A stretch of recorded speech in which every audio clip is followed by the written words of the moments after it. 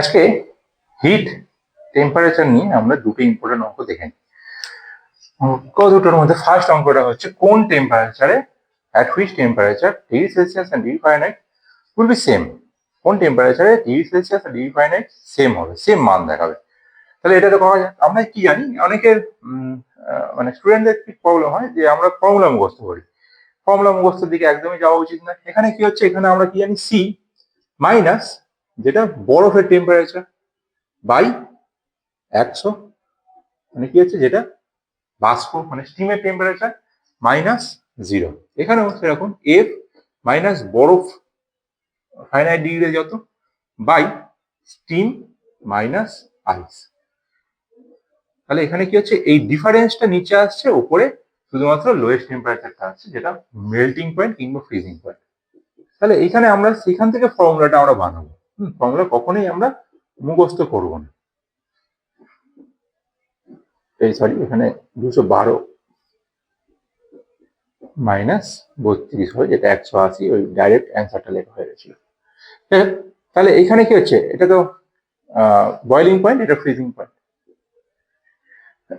এইখান থেকে এবারে বলেছে দুটো যদি একই হয়, কখন একই হবে, যা আমরা ধরে নিচ্ছি যে এক্স ডিগ্রি সেলসিয়াস কিংবা এক্স ডিগ্রি ফারেনহাইটে দুটো সেম হয়ে যাবে।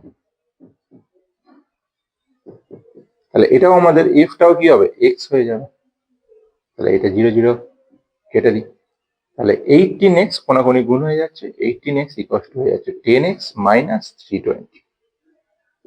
তাহলে 10xটাকে যদি এই পারে আনি, তাহলে 18 মাইনাস 10 একবারে লিখে দিচ্ছি, 18x মাইনাস 10x মানে হয়ে যাচ্ছে 8x ইকুয়াল টু মাইনাস 320।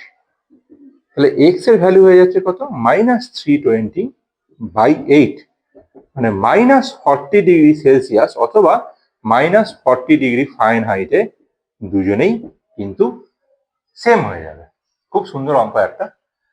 তাহলে এইবারে এই জায়গাটায় আমরা বারবার জিনিসটা বোঝো যে আমরা ফর্মুলা মুখস্থ করবো না, যখন সেম হয়ে যাবে তখন দুটোকে সেম করে দিলাম, দিয়ে আমাদের ক্যালকুলেশনে অ্যান্সারটা বেরিয়ে গেল।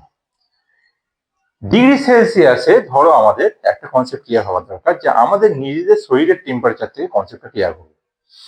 আমাদের যখন 98 ডিগ্রির মতো ফারেনহাইট থাকে, তখন কিন্তু আমাদের 36 37 ডিগ্রির মতো সেলসিয়াস থাকে আমাদের শরীরের টেম্পারেচার। তার মানে কি হচ্ছে, সেলসিয়াসে যেটা থাকে সেটা থেকে ফারেনহাইটে অনেকটা বেশি থাকে। এখান থেকে আরেকটা অঙ্ক পড়ে যে সেলসিয়াস স্কেল থেকে ফারেনহাইট স্কেলে দ্বিগুণ হয়ে যাবে কখন, মানে 2f 2c হয়ে যাবে কখন। ঠিক আছে, তাহলে সেম অঙ্কটাই আমরা একই রকম ভাবে করবো, যে সেলসিয়াস স্কেল কখন, মানে ফারেনহাইট স্কেলে কখন সেলসিয়াস স্কেলের ঠিক দ্বিগুণ টেম্পারেচার দেখাবে। তাহলে সেম ভাবে সি বাই 100 ইকুয়াল টু এফটা কি দেখাবে, 2 ইন্টু সি দেখাবে, মাইনাস 32 বাই 180।